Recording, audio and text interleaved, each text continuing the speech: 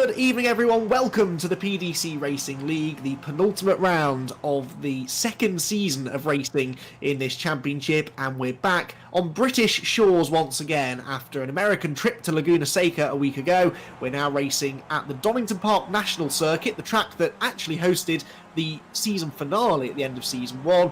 Is one round earlier this time around, but the action that it provides should be every bit as entertaining as normal. There's something about this track and these skip barber cars that we use in the PDC Racing League that really merge well together to produce some really top quality racing. And as we get into these final couple of events of the season, the championship points start to really take centre stage. That adds to the drama, adds to the tension moving into these final four races, and it is looking good so far in the points for Dan Blake, the reigning champion, but it's certainly not going to be that easy to seal the deal. He's been on a remarkable run in the first half of the season, but last time at Alton Park there was maybe a hint that things might start to come undone for him, because his big championship rival Ben Leach was absolutely on a mission a week ago at Laguna Seca. We'll remind you now of the race results from the American circuit that we raced at last Friday.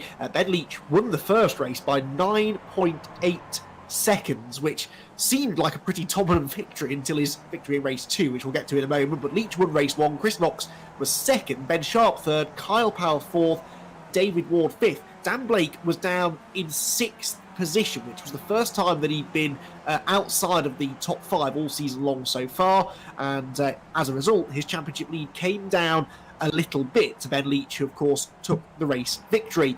In race number 2, things went from bad to worse for Dan Blake, because whilst he was down in 11th place for the second race, it was another race victory for Ben Leach, this time by 15.3 seconds, which those of you who are long-term viewers of the PDC Racing League, particularly this second season, will know that doesn't happen that often. It's such a competitive grid. The racing is always really close. It's rare to see somebody winning by more than a handful of seconds at best, but Ben Leach dominated race 2. Ben Sharp did his best to chase after him, but just didn't have the speed. He came home second. Ian Crosby was third, fourth position for David Ward, and Freddie Hewitt got himself into the top 5. And really for Freddie, had it not been for a disappointing first race where he scored just a single point, he might have actually been in the championship conversation, but as a result he arrives here a little bit further back than he would like to be. Here is how the points are shaping up then once we get into this penultimate round of the championship. 2 races tonight at Donington Park. It's Dan Blake with the points lead, 181 points he's on. That is 36 points more than Ben Leach on second on 145. There will be 90 points available when we leave Donington and head to the Charlotte Roval next week. So that's the target for Dan Blake. He needs to try and outscore Ben Leach by at least 55 points tonight in order to wrap it up with a couple of rounds to spare. I don't think that will happen, but there is a slim possibility. Chris Knox is third. He's only 15 points behind Leach, so that's definitely an interesting battle to watch out for. Then David Ward and Ian Crosby. So David Ward on 119 points, and these are the drop scores that we're looking at here as well. So it's important to note that the drop scores are maybe slightly different to the outright points, because the drivers each drop 2 worst results of the season. So Blake has had a couple of slightly iffy races. He's therefore dropping quite a few points. He's on 181 points total, but on drops 150, and then that means he's only actually 5 points clear of Ben Leach. So all those complicated maths that I gave you earlier on are only really to do with the overall points tally. Once you start taking drop scores into the equation, it's an awful lot tighter. 5 points between Blake and Leach, and then a further 15 points back to Chris Knox in third, who's had 2 non-scores, race 2 at Okayama and race 2 last time at Laguna Seca for Chris Knox. So for Chris, he can't afford another non-finish or another non-points finish. He will be in quite a lot of trouble should that happen. So we are about to move into a qualifying session very shortly, which of course will be worth some championship points as well. And that's when the timing screen starts to light up, as the drivers have once again this week just 5 minutes in order to improve or to set a good enough lap time for pole position. We're back to the shorter format tonight. We trialled out a 10-minute session last time out at Laguna Seca. A few drivers had complained is the wrong word, but they voiced their opinions that the 5-minute sessions were and very intense, and if you made mistakes and end up crashing, damaging the car, or getting a lap time disallowed for exceeding track limits, it was quite hard within a 5-minute session to bounce back and recover from that, whereas with a 10-minute session, maybe they'd have a bit more leeway to recover. But decision's been made that for the time being, at least, we go back to a 5-minute session, so it's back to this really short, sharp action, and you're seeing now the cars heading out onto the track and in the qualifying session with not much time at all to try and get themselves sorted out. So Pip Hammond we're following at the moment, and he's a driver that started off the season pretty well at Okayama, but Pip, unfortunately, things have gone quite a long way south since then. He has not scored points since the first race, at Alton Park. He scored points in all 3 of the first races this season, but then things have gone rather wrong since then for Pip. He's languishing down in 12th position in the championship points as we arrive here at Donington Park. We're going to ride on board here for a lap of the Donington Park National Circuit, and whilst we do that, I'll be keeping one eye very much fixed on the timing screen to see whether or not we're going to see Dan Blake up there on pole position, whether Chris Knox maybe can get up there, or if Ben Leach can continue the dominance from last time out at Laguna Seca. He only dropped 2 points throughout the whole night at Laguna Seca, and that's because he qualified 3rd for race 1, scoring 8 points, whilst Chris Knox took the pole position for that race. So, second, on the grid. 8 points for second on the grid for Ben Leach. So, apart from that, he scored every other point that was going. 36 points for winning in race 1 with the fastest lap. He then scored pole position for race 2, which was worth another 10 points, and then he won race 2 from pole position with fastest lap, earning him another 36 points. And that really does put the pressure on Dan Blake, because he's only 5 points clear Ben Leach, and if Leach is going to be able to continue that sort of pace throughout the final 4 races and 4 qualifying sessions that we have now left in the championship, then he will not waste too much time closing that 5-point deficit that he's in right now. So there's definitely a lot of pressure on the shoulders of Dan Blake. He won the Season 1 championship reasonably easily here at Donington Park last time. But at the start of this season, Dan was going to have things pretty much all his own way again. He won the first race at Okayama. He was in the top 5 again in race number 2 despite late contact. So Dan definitely looked as if he was putting his best foot forward. Then he was on pole position at Alton Park. He got himself a 2nd place at a race win at Alton. But then, of course, last time at Laguna Seca, things started to go wrong.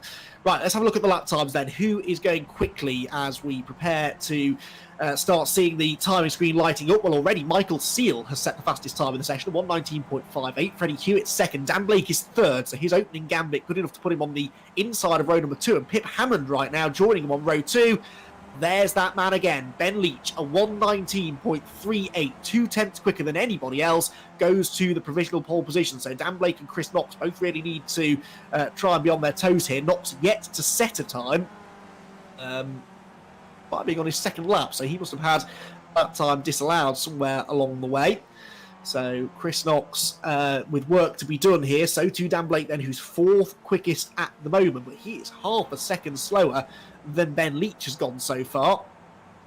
So Ben Leach with that pole position is not going to make it easy here for Dan Blake to score some points and take some points away from him. The top 10 as well. We've got Abby Pulling making a welcome return to the championship after a week away.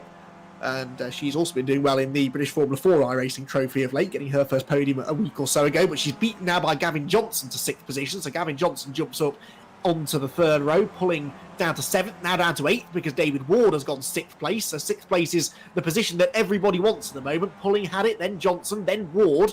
But they're all the best part of a second, in fact some of them just over a second, behind the pole position time of Ben Leach. He has not improved he has improved the last time around, fractionally at least. A 1:19.33 is 6/100ths quicker than he went before, and Ben Leach has got the provisional pole now from Michael Seal, who is in the pit lane and not going to improve.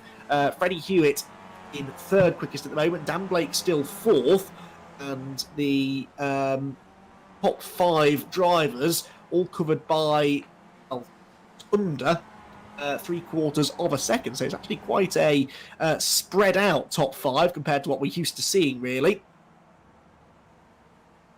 So they continue to circulate, but more and more drivers heading into the pit lane. Abby Pulling goes 5th, and that puts her ahead of Dan Blake. But Dan Blake is coming towards the end of a lap now. He's coming out of the chicane onto the start-finish straight. Can Blake improve? Yes, he can. He goes 2nd. That's more like it. So the top 2 in the championship are now both on the front row together. Leach with the pole by 1/4 of a second over Dan Blake in 2nd position.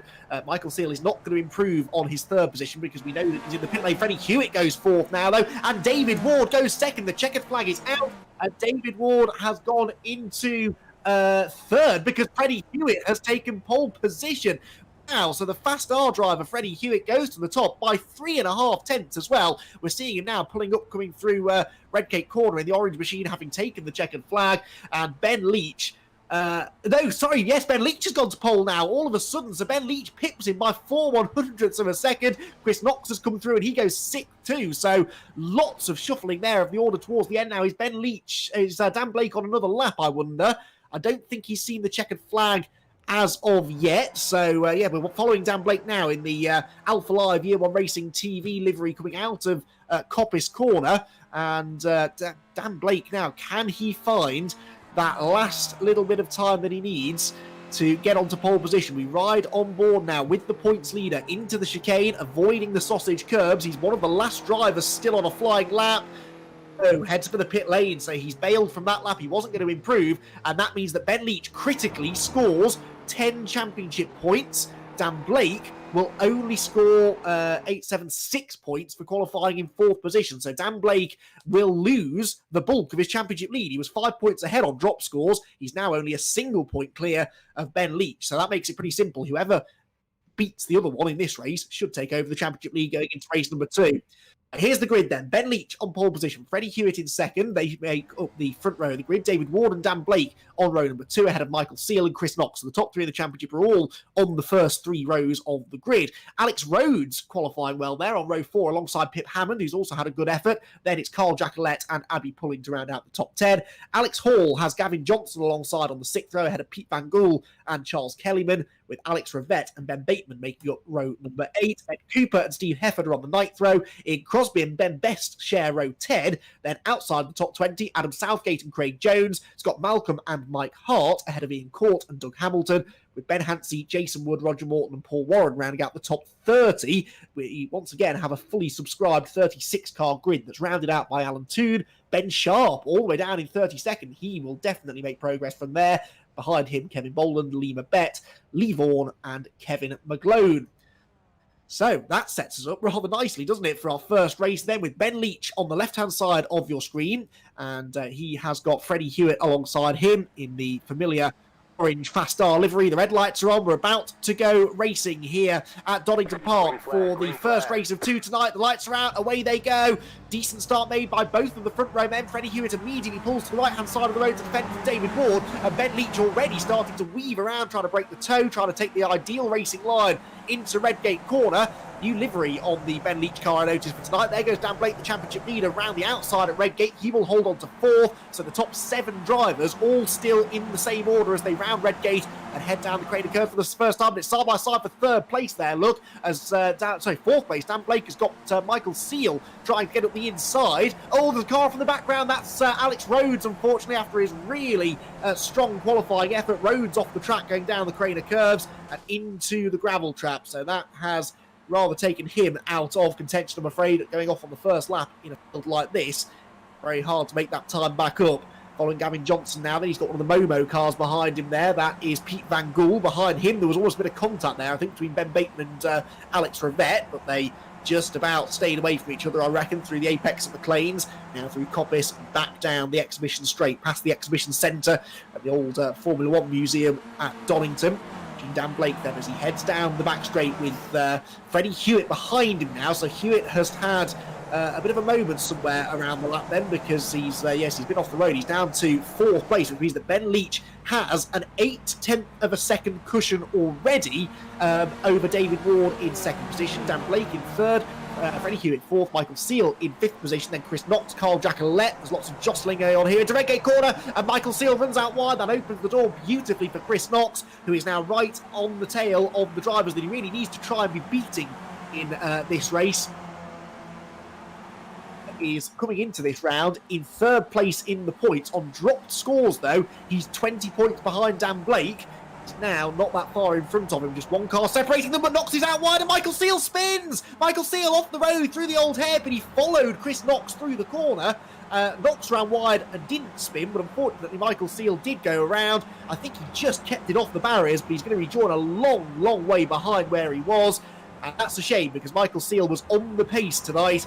I'll drop him outside of the top 20. There's Chris Knox. He survived that and now has pressure from Abby Pulling, who is up 3 positions from where she started, from the back end of the top 10. But she's now running around in 6th position, challenging Chris Knox for the top 5 spot.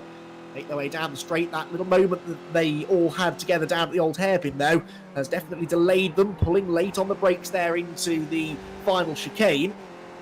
As they head out of Roberts across the start-finish line to put the second lap in the books, they will maintain the order with Ben Leach out in front, pulling clear now, 1.1 seconds ahead of anybody else. He just set the fastest lap, 1:19.19. David Ward still second, Blake in third, and Dan Blake was a slower than Ward on that previous lap because he's still trying to fend off Freddie Hewitt. Pip Hammond, I can see, is dropping down the order. He's down to 19th, and Pete Van Gool is off the track in 12th place. So I think there's been a few shenanigans further back down the field. There is Pete Van Gool having recovered now, but in fact he didn't lose a place. He stayed in 13th position. It's Alex Rivette right behind him, and just in front Ben Sharp. So Ben Sharp, the one who I suspected would make some progress here. Oh, contact there in the background. But yes, Ben Sharp started this race 32nd. Ben Sharp, at the end of lap 2, is in 12th position. He has picked up 20 spots in 2 laps, so that's the equivalent of 10 positions each lap. Oh, he's going to gain another one here as well, because there's a car on the grass in front. That was Craig Jones going off, and Alex Ward's been off the road as well. Number 64 there is just recovering as they go into Coppice Corner.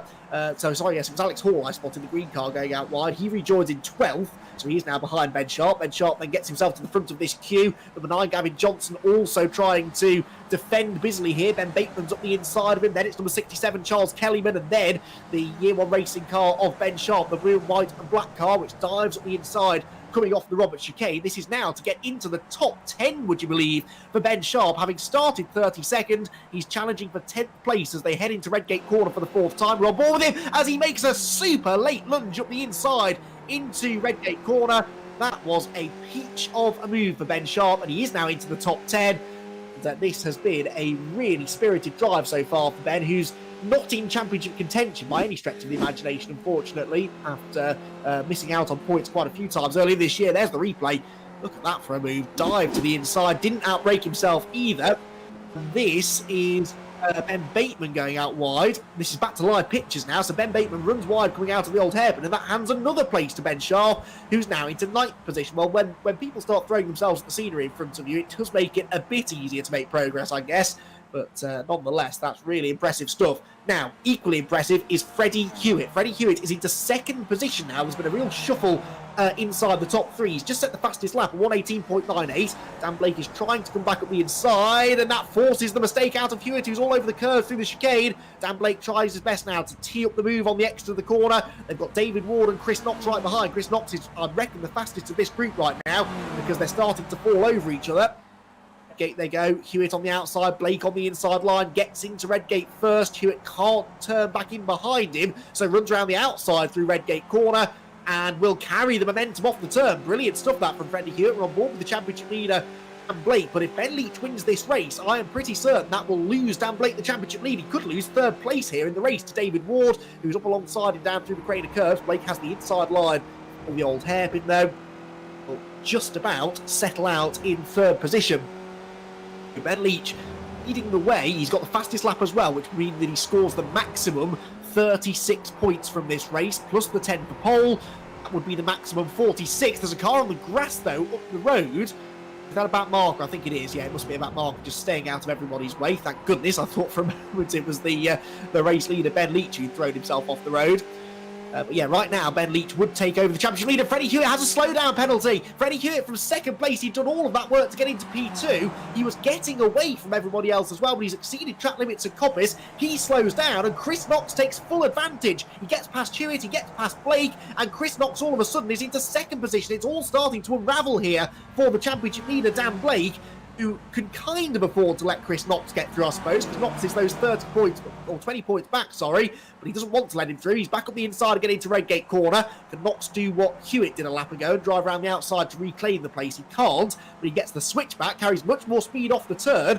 Blake is good on the brakes into Redgate corner, but he's not carrying the speed off the turn that he'd like to be. And so now Chris Knox is right back with him again through the crater curves. Blake over the curb there through the left hand, and the next corner is a right hand there at the old hairpin. And you don't want to be on the outside line. There's no grip out there. Dan Blake is almost off the road. They're both holding each other up, and Freddie Hewitt comes right back at them again. I told you the racing here at Donington would be good. This is why it's such a momentum circuit that when you start getting cars running side by side, they're running about 2 to 3 seconds a lap slower than they should be, and that just stacks up the creep of cars behind. We've now got Freddie Hewitt and David Ward there. Abby Pulling is catching them too in 6th position. This battle is only going to further intensify, I think, as we get further and further into the race, and we've got some of the real heavy hitters in the championship all mixing it up here, with Chris Knox into 2nd now, ahead of Dan Blake, and Freddie Hewitt not mathematically out of this yet. He's 44 points off Dan Blake in the championship, but he's ahead of him right now, and Blake could lose more ground here if David Ward gets past him. We're on board with David now in the number 69 car, closing in on Dan Blake. Freddie Hewitt, meanwhile, is attacking Chris Knox. He just wants to keep moving forward. One time or another, Hewitt has had the fastest lap during this race, so we know he's quick. He goes to the outside of Knox, but Knox gets sideways into the corner. Hewitt tees that up perfectly, carries the speed off the corner, and does exactly what Knox did to Blake a lap ago, and pulls himself alongside going through Hollywood, and he is through. So put Freddie Hewitt back into the position in which he started, that's 2nd place. Knox tries to fight back into the old hairpin though, thinks about it, thinks better of it. Oh, Hewitt's off! Hewitt's lost it, they're all together! Oh, I do not believe it! David Ward's over the front of Dan Blake's car. Freddie Hewitt has exited stage right, but he rejoins. Where has Dan Blake gone, and how bad is the damage? Here's the replay. Hewitt gets sideways, Blake gets sideways, Ward into the side of him, and Dan Blake could be out of the race altogether. Surely he's going to rejoin the track, but with a lot of damage. Will he have to pit? If he does, surely he won't be scoring any points from this race. Blake continued on his way. Surely that car cannot be handling right. And by the way, is Ben Sharp going through? He's into 7th now from 32nd on the grid. What drama down at the old hairpin. It was all started by Freddie Hewitt trying to fend off Chris Knox, lost the rear of the car, and as I said, it stacks everyone up behind.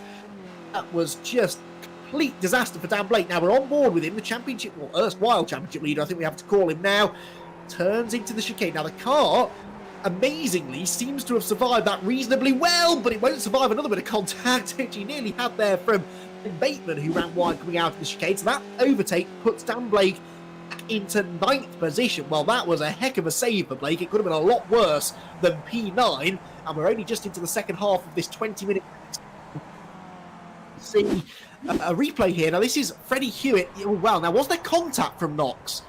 I couldn't quite tell from that angle, but it looked almost as if Chris Knox got into the back of it. Oh, there was another car spun as well there. Yeah, there was a tiny touch. Now that's interesting. So Chris Knox got into the back of Freddie Hewitt. That's why Hewitt was sliding, and that is in a way why Dan Blake got sideways as well, because he jumped on the anchors. There's on the onboard view from Knox. That's pretty conclusive, isn't it? Definitely front to rear contact there, and Chris Knox will very much off Freddie Hewitt's Christmas card list. Really popular with Dan Blake either. Right, let's recap the order, shall we? Because it's nothing like what it was 5 minutes ago. Ben Leach leads the way. That hasn't changed. He's 8.5 seconds clear. He's really carried on his form from Laguna Seca a week ago. Chris Knox is 2nd, but that's pending maybe a conversation after the race about that contact he just had with Freddie Hewitt. Abby Pulling is 3rd. Abby Pulling started 10th. That's a brilliant drive from Abby to get onto the podium. Freddie Hewitt is 4th. Steve Hefford is 5th. David Ward 6th. Ben Sharp 7th. Dan Blake is now 8th place because Ed Cooper has just pitted from the top 10, so he is in trouble. Then Gavin Johnson, in fact, Johnson there, look at the inside of Dan Blake. So Gavin Johnson into 8th. That tells me that Blake's car definitely is not handling as it should do. No disrespect at all to Johnson. He's a quick driver, but Blake was quite a long way ahead of him a lap or so ago. Dan is trying to fight back through the crater curves, though. The inside line for the left-hander, but the old hairpin, he's already been off here once. He won't want to take too many risks, but he goes right round the outside and finds some grip from somewhere. So Blake does now move himself back into that 8th position. Johnson 9th and Ben Bateman in 10th position. That's the battle you're watching here then. Blake, Johnson and Bateman 8th, 9th and 10th. well, what a dramatic turn of events here at Donington Park for the championship, of course. The man this really benefits is Ben Leach. Ben Leach is not only going to take the championship lead away from Dan Blake, but he's going to have a fairly sizable one, you would have thought, at the end of this one. I have got a spreadsheet next to me which will work out the points. The thing is, I daren't take my eyes away from the timing, from the action on track. Ben Leach scored those 10 points for the race victory, of course. We already had them in the bag before we came into this race. If he scores a further 36 points from this race, that puts him onto 144 points provisionally for Ben Leach. Blake, of course, could only manage 4th position in qualifying. He might lose more ground here still because Johnson is still trying to find a way through, goes to the outside through Redgate and didn't quite hook up that late apex. Momentum doesn't quite shift his way as they go down through the crane of curves. So Dan Blake then running at the moment in the 8th position right now. Could he fall further down the order? They're now 2 seconds behind David Ward and Ben Sharp, so the chances of him gaining places are looking slim, and Gavin Johnson does not want to be the reason that Dan Blake gets fired off the road for a second time in this race, so he really left him plenty of room there going through Schwantz curve. Johnson looks to the inside. Blake holds him off again, though, going into the right-hander up at Coppice Corner. Back along the exhibition straight once again, positions as they were. This 20-minute sprint race, the 30-minute feature race coming up a little bit later on.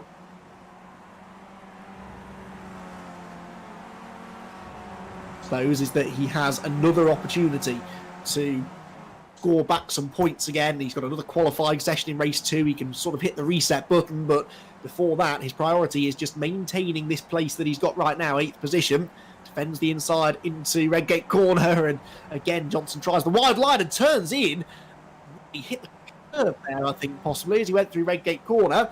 And look at this, for second place. Now this has championship significance as well, because Chris Knox was in second, but Abby Pulling has pulled herself ahead now. Knox will no doubt try and fight back, which he does as they go up the hill towards Schwantz and McLean's. He's on the outside line going into the right-hander at McLean's corner, pulling on the inside. That's the quick way in, but the slow way out, and Knox executes another perfect switchback manoeuvre. They're both being caught, by the way, by Freddie Hewitt, who was about a quarter of a second quicker than this pair on the previous lap. He'll be gaining even more now that they're scrapping. Knox then into second, pulling down to third, but Abby now tries that switchback herself, tries to get up the inside down the exhibition straight. She might have done it. She's got a nose in the door, and here comes the move from Abby Pulling back into second position. 8 on the brake. She's got the inside line for the entry to the chicane. Knocks is sideways, Pulling's over the curb, but Abby goes back through. Look at the way that Freddie Hewitt's catching them, though. So Chris Knox could very, very easily end up losing a podium place altogether if he's not too careful. Goes there to the front of Abby Pulling's car, but she's doing well to drive around it right now. Redgate Corner, and head back along the crane of curves once more. So through the left-hander they go, down the hill. Sideways there for Chris Knox as he tries to retaliate and get this position back from Happy Pulling. He's all over the grass as they out of the old hairpin. Find some speed there though. Got some good momentum out of the right-hander, and Knox is indeed fighting back now. Goes to the outside through McLean's. Once again, tries this switchback manoeuvre. Now, he thought he did this a lap ago, but then Pulling pulled exactly the same move on him as they went through Coppice Corner. And, of course, now there's the added complication of Freddie Hewitt being on their tail. It's very much 3 cars scrapping here for second place. Knox has got the switchback this time, coming out of Coppice. He's on the inside line as they go down the back stretch towards the chicane, and Knox has that inside line on board with Freddie Hewitt here in 4th position. He's got a grandstand view of this. There's also some traffic ahead, which is doing its best to stay out of everybody's way, but it's not easy to do when this many cars arrive on your tail. Then into second place, pulling back down into 3rd position. This second place would be really significant, for Chris Knox if he could get it. It's worth a very juicy 28 championship points, which would bring him right back into contention with the various issues Dan Blake has had in this race so far. This is what he wants to see behind him. Freddie Hewitt and Abby Pulling dicing away side by side through the crane of curves.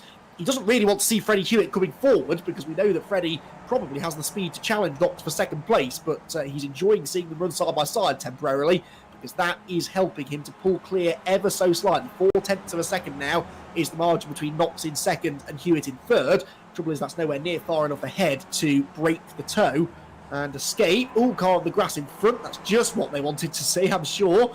It gathers itself together just as the leaders arrive. That's the number 41 car going one lap down, or already a lap down, I suppose, to the race leader. That's Jason Wood, running down in the 25th position right now. So Knox then puts himself back into that second position. Those 28 championship points then might end up going his way. Here is Ben Sharp, and he has caught Steve Hefford. So this is for fifth position now. Ben Sharp is up the inside into the chicane, goes through. Remind you that he's gained 27 spots now in this race from 32nd on the grid. These might not be done yet, you know, either, because, well, no, he's 4.7 seconds behind that second place battle. So I think with only a minute or so left on the clock, it's not that likely that...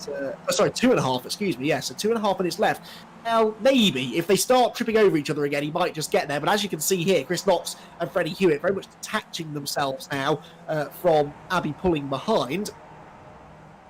Head through the old hairpin, through Starkeys. There is Ben Leach. Easy to forget about him because he's 13.7 seconds clear of anybody else. He's once again stinking up the show, allowing everyone else to battle behind him. Now, his winning margin at Laguna Seca was 15.3 seconds, which I'm pretty sure was the biggest winning margin in the PDC Racing League history. Certainly, since I've been covering it partway through season 1. So he's currently 13.8 ahead, so it's going to be a similar margin, if not even bigger, if he can get his head down here over the last lap or so and pull further away.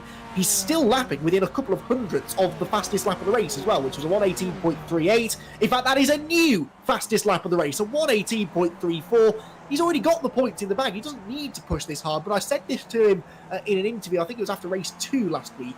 I said to him, look, you were 15 seconds ahead. Why did you carry on pushing? You didn't need to take those risks. And he said it would have actually been more of a risk for him to back off and take it easy, because that's when you lose concentration. That's when you start missing your braking points. That's when you start running wide and going off the road. And all of a sudden, that 15-second lead disappears with one momentary lapse of concentration. Oh, no! Oh, he's running to the back of a slower car, the race leader.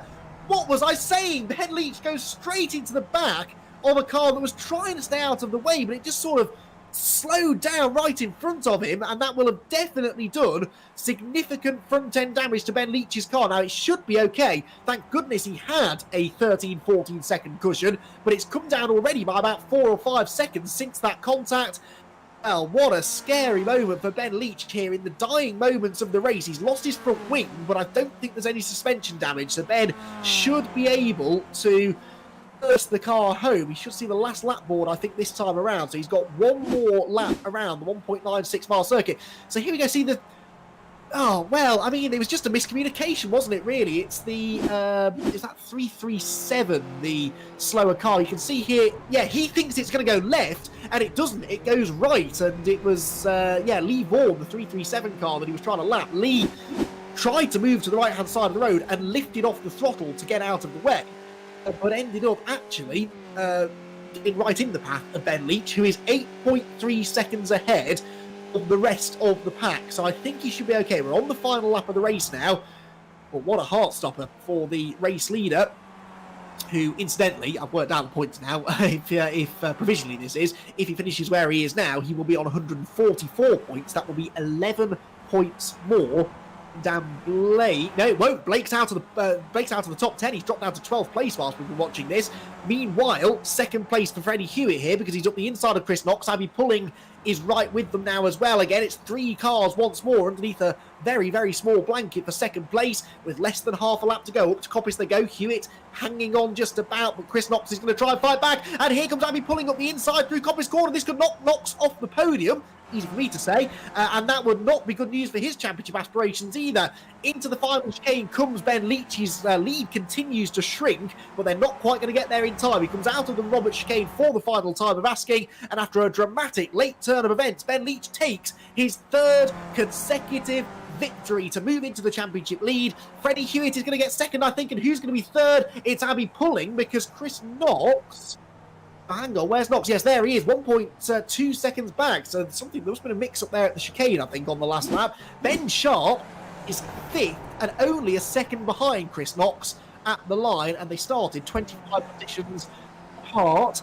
Oh, there's the replay. Yes, there was contact at the last corner. Pulling ended up going straight on. Chris Knox delayed in all of that as well.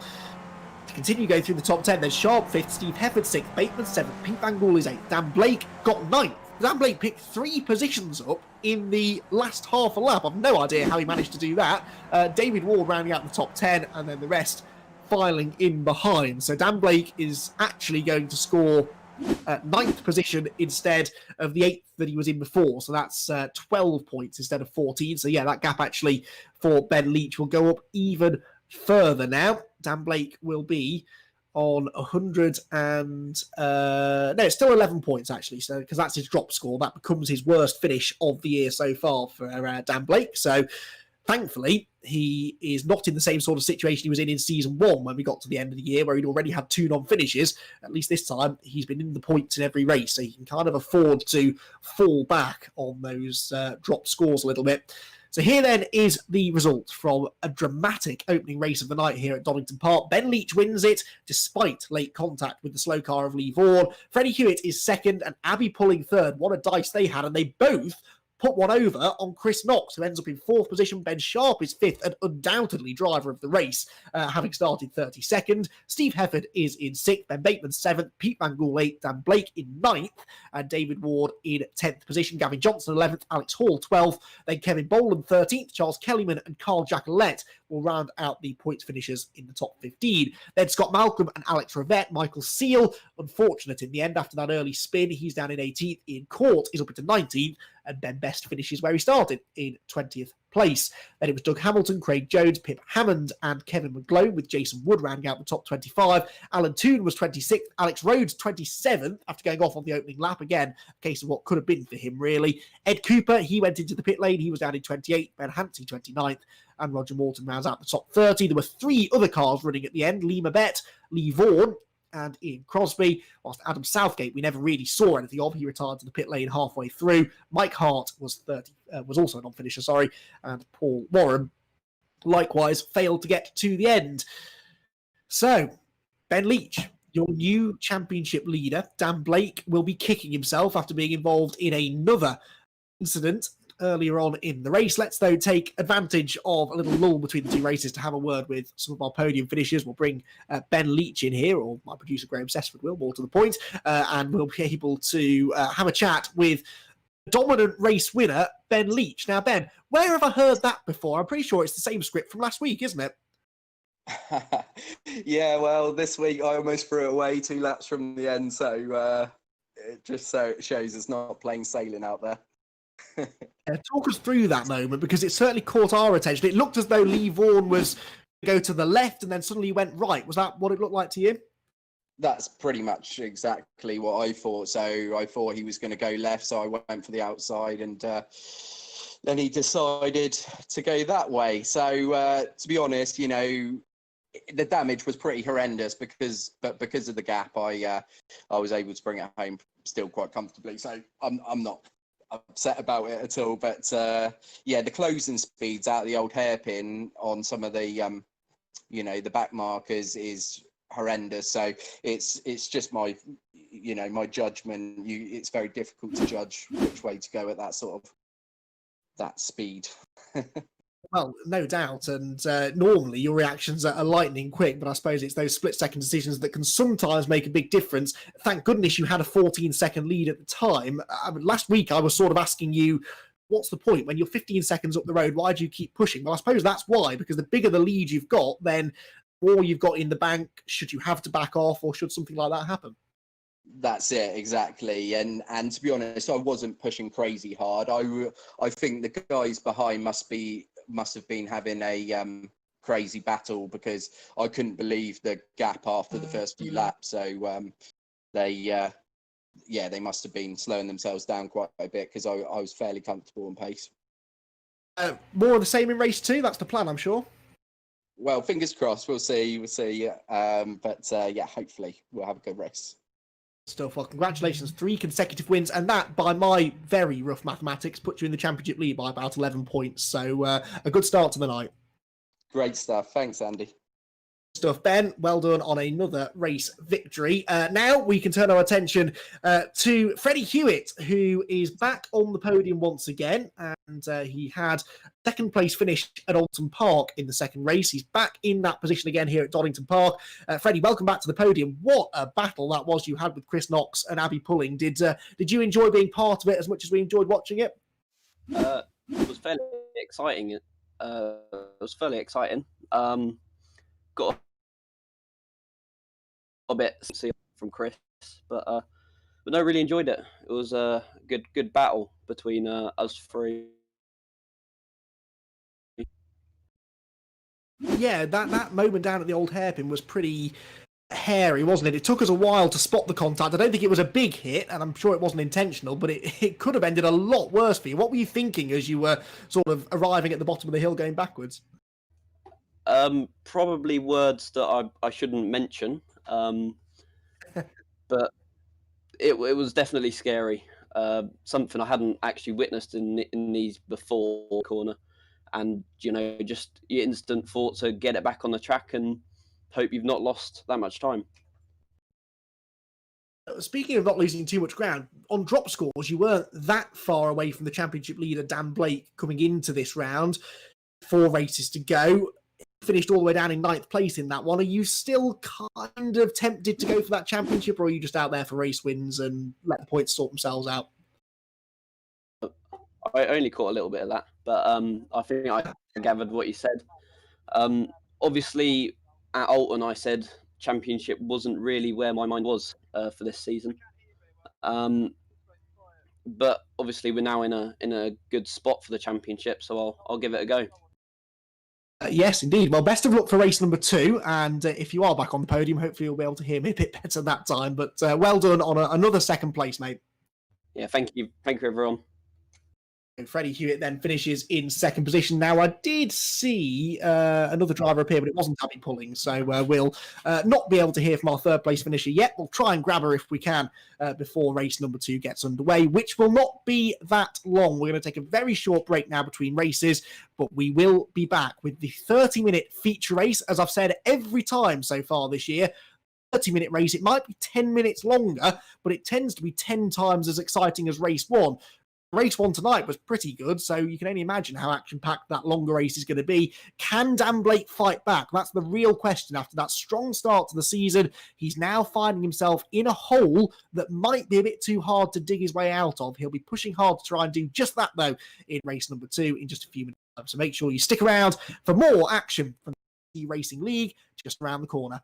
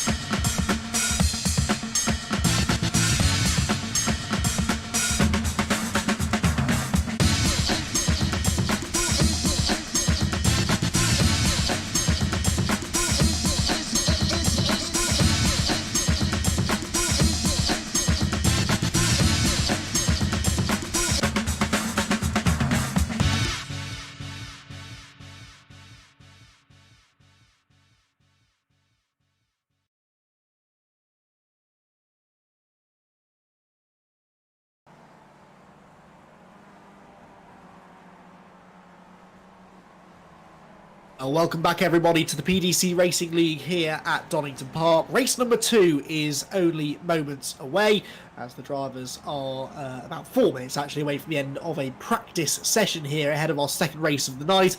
The first one was another cracking 20 minutes of racing. It may have been dominated by Ben Leach, but even his victory was in question in some ways within the final few minutes when he had contact with a back marker going through Starkey's with only a couple of laps to go, but he came home with the race victory. That is his 4th win, 7 races. If it hadn't been for the fact that he didn't even race with us at Okayama at the start of the year, he would more than likely be on the verge of wrapping up the title altogether. But he has had this remarkable record so far this season. He has entered into 5 races so far. He's finished 4 of them in the points. And all of those 4 races he was in the points, he scored maximum points for winning the race and setting the fastest lap. All other races, he scored 0 points in. So he has quite literally been hero or zero so far this season. He either wins or he doesn't score any points at all. Now that win or bust strategy definitely has its downsides. However, with the drop score system that we have in the PDC Racing League, it means that he can forget about 2 of those non-scores, which essentially were the 2 races at Okayama that he didn't enter into. And that means that actually only one of those zeros, the one that came in race number 2 at Alton Park, a race that he was in the mix for a race win for, and ended up crashing down at the Hislop chicane. So that could very easily have been another maximum points haul had he not done that. Yeah, only that race actually is counting as a 0 that he must count towards his final score, if you see what I mean. I've done some very, very quick mathematics with the assistance of the spreadsheet, very kindly handed to me by Pip Hammond, one of the series organisers, alongside the man on your screen, Gavin Johnson, actually, both of them working hard to keep PDC Racing League going from strength to strength. And the spreadsheet that he sent me tells me, as long as I put all the information incorrectly, that Ben Leach leads the championship now on 144 points. That's 11 points clear of Dan Blake, but Dan Blake has not had a 0 point score so far this season, so he is he can kind of afford to have some more bad results, because then he starts counting points back, but he'd rather not have to rely on drop scores to win him a championship. Chris Knox, who came 4th in that previous race, is 3rd in the championship now. He's on 125 points, which is the top 3 by my reckoning are within about 19 or 20 points of each other. Whoops, that's not how you go through the old hairpin Carl Jacquelet, and he loses the rear of his car coming through the corner and loses the rest of it through the on the tyre wall on the inside of the road. So yes, the top 3 then within 19 or 20 points of each other, give or take a point either way. We still have 3 races to go, and after this race is done, there will still be, as Pip Hammond shows us how not to go through the chicane. I'm sure you'll be really glad that the first time we popped on board with him tonight is as he made a mess of the final chicane. But Pip's a good man; he can take it, and he's pretty rapid as well when he stays out of trouble, which sadly has kind of been his downside so far this season. But yeah, championship is looking very close, with 90 points still available after this race. So even as we leave Donington Park, the championship is, even if someone has a 20 or 30 point cushion, it can disappear very, very rapidly indeed. Dan Blake certainly understands that.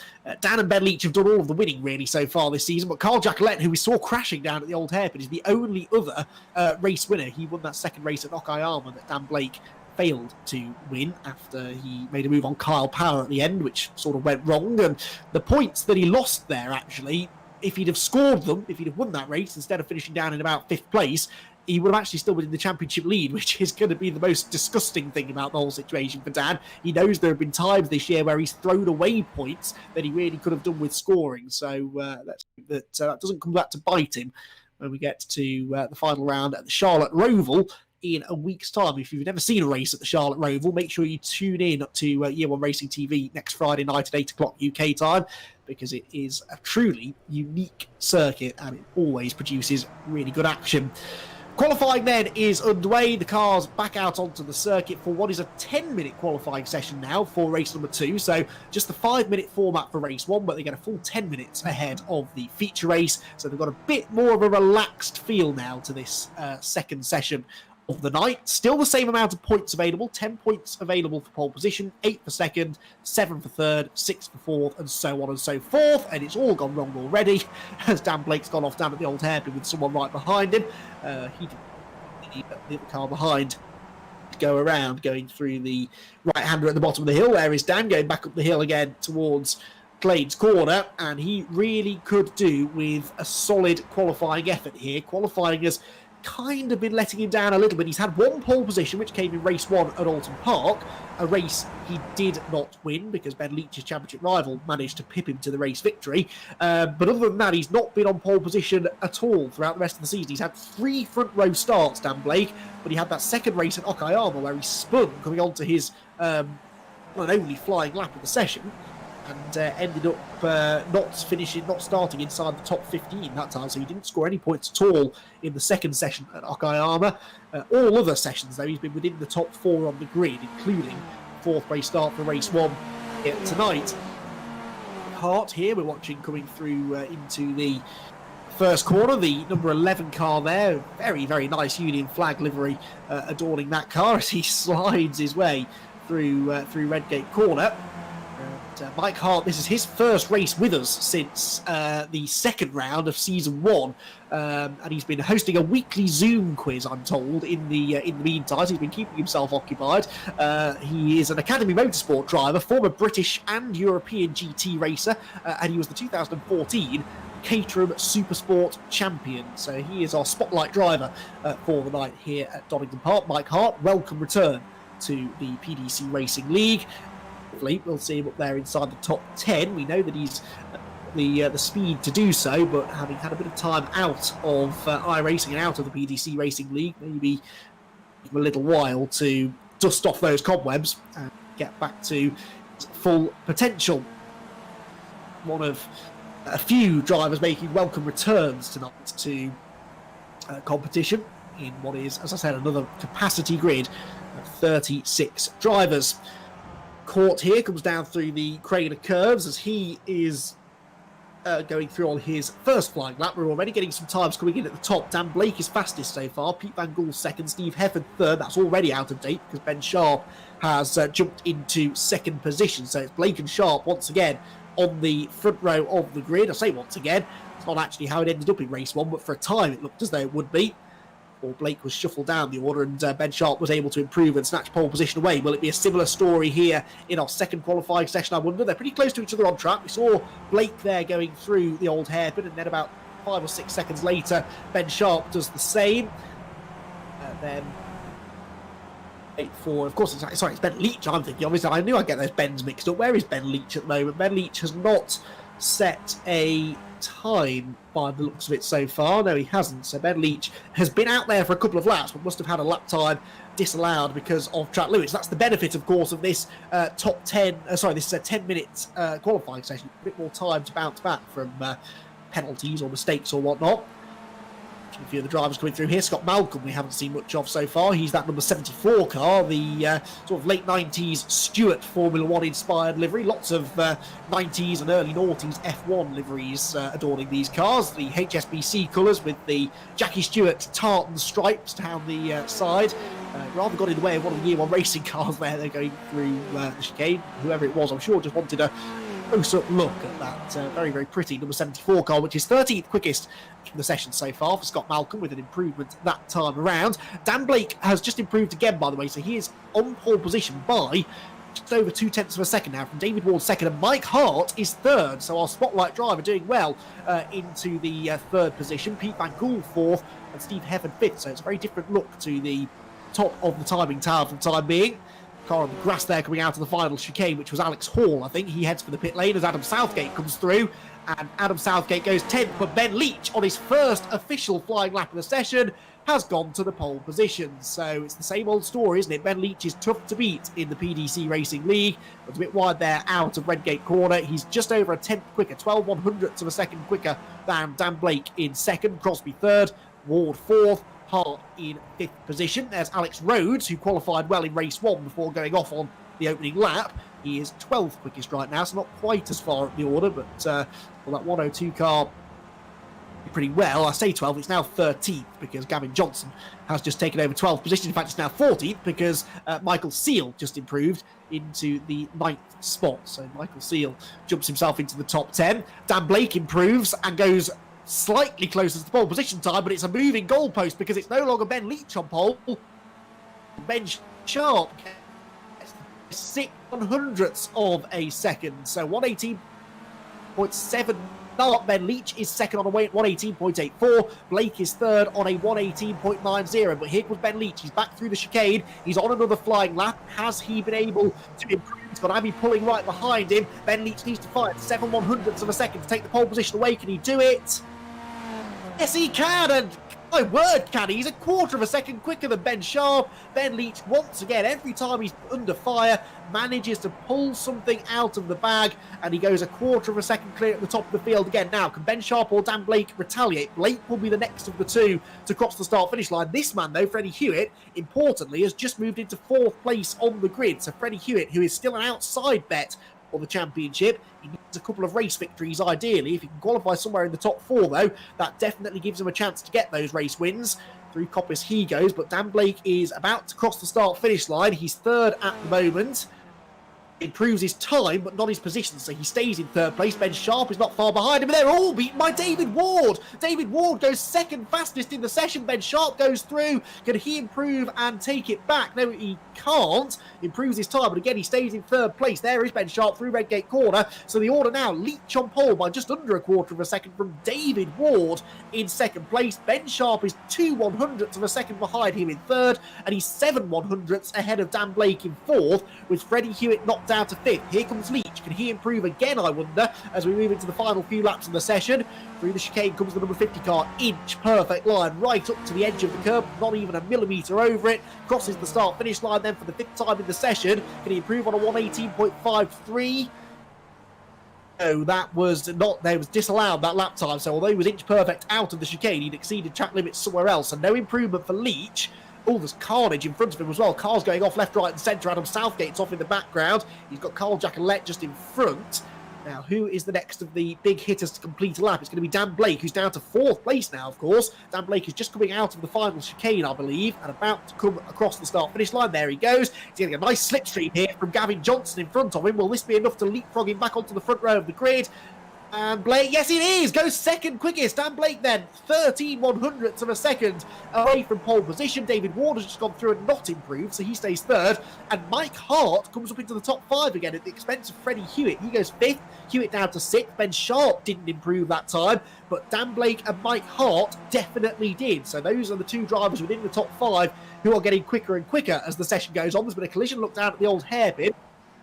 So, Freddie Hewitt goes to pole position out of nowhere. He was down to 6th a second ago, and he gets it by 1/100th of a second, the narrowest of margins. He is ahead of Ben Leach, and well, that is one way of launching yourself back into the championship conversation. If he gets pole position, that is 10 championship points, which he desperately needs, but there is still time for Leach and Blake to improve. David Ward in 4th place has pitted early, as I think he did in the first session. Ben Sharp is down to 5th, then Mike Hart, Steve Hefford, Ian Crosby, Pete Van Gool, and Abby Pulling rounding out the top 10. There are red markers all over my timing screen telling me that people are going off the track, they're heading into the pit lane, but there's also a lot of green, a lot of personal best lap times being set.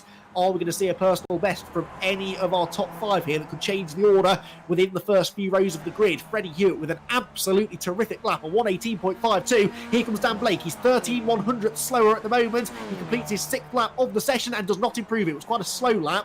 I think he probably backed off to try and get himself some clean air. Ben Sharp says enough is enough. He's headed for the pit lane in 5th position. So Ward in 4th and Sharp in 5th are both in the pits. That leaves Hewitt, Leach and Blake, the top 3 on the grid, all still circulating. Hewitt is about to complete another lap, and it's not an improvement. Ben Leach, now has he backed off as well? I think he must have done. Yeah, that's not full racing speed, and the checkered flag is about to come out, so Leach isn't going to improve either. I think that's it. I think Freddie Hewitt has done it. I don't think the only person that could beat him is Dan Blake. Realistically, Dan Blake is still on a flying lap. There's Ian Crosby in the Specsavers car pulling out of people's way, so he's not on an improvement here either. And what we need to see is Dan Blake. Can he do anything about Freddie Hewitt and Ben Leach? Can he do anything about getting this championship lead back? Comes out of Coppice Corner. And He's still pushing here, I think. He's just about going to get to the end of this lap. Will we see an improvement? He only needs to find 13 100ths of a second to get into the front row, 14 100ths of a second to get him onto pole position, but it's all worth championship points as well. At the moment, he's scoring just 7 points. He can score 3 points more if he gets the pole position. He sees the checkered flag, he crosses the start-finish line, and Chris Knox beats him! Chris Knox beats him to 3rd position right at the death. There's Chris Knox, the multicoloured car, just a couple of cars up the road. We hadn't even mentioned Chris Knox all session long, and he beats Dan Blake to 3rd. Blake, for what it's worth, did improve his lap time, but stayed in 4th position. So Dan Blake, despite pulling his best lap of the session out right at the end, unfortunately ends up losing a place rather than gaining one, and it's Chris Knox, one of his championship rivals, who will get up there and beat him to it. So Freddie Hewitt then gets the 10 points for the pole position, with 8 points going the way of Ben Leach and 7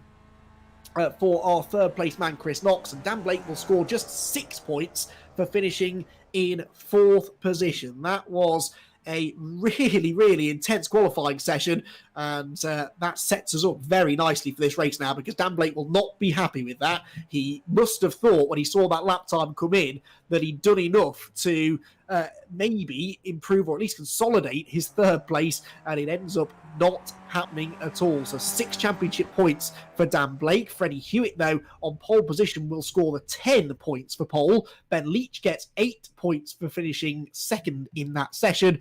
Chris Knox gets 7 for being 3rd. So that will all have an effect on the championship standings. But before we delve into that, let's start looking at the grid for our 2nd race, the feature race here at Donington Park for the PDC Racing League. Freddie Hewitt with the most important pole position of the season so far for him. Ben Leach, though, the dominant race 1 winner, is alongside him. Then it's Chris Knox and Dan Blake sharing row 2. Steve Hefford has David Ward for company on the 3rd row, ahead of Ben Sharp and Mike Hart. Then Abby Pulling to round out the 10. Then it's Ian Crosby and Pete Van Gool. Pip Hammond has Carl Jacquelette with him on the 7th row of the grid.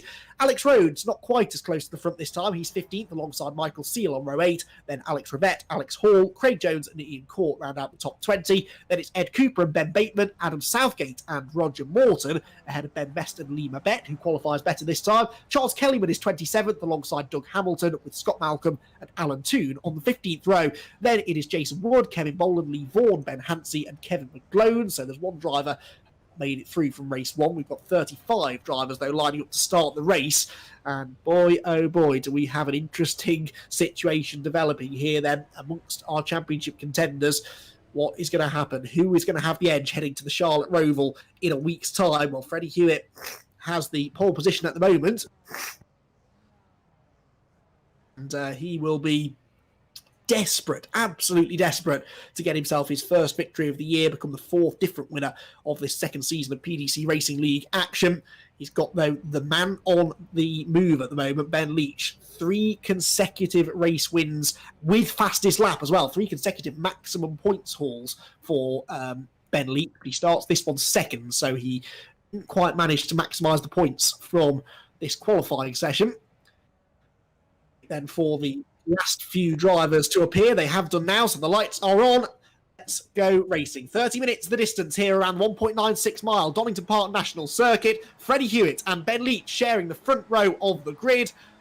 Who will get into Redgate Quarter first, and will they be able to stay there? Let's find out. The red lights are out. Away they go. Good start made by both, again, of the front row men. They're pretty evenly away. Dan Blake is not so rapid, though, so Steve Hefford moves up the inside of him to challenge for 4th place into Redgate. Hewitt leads the way. Leach already sizing him up the inside line.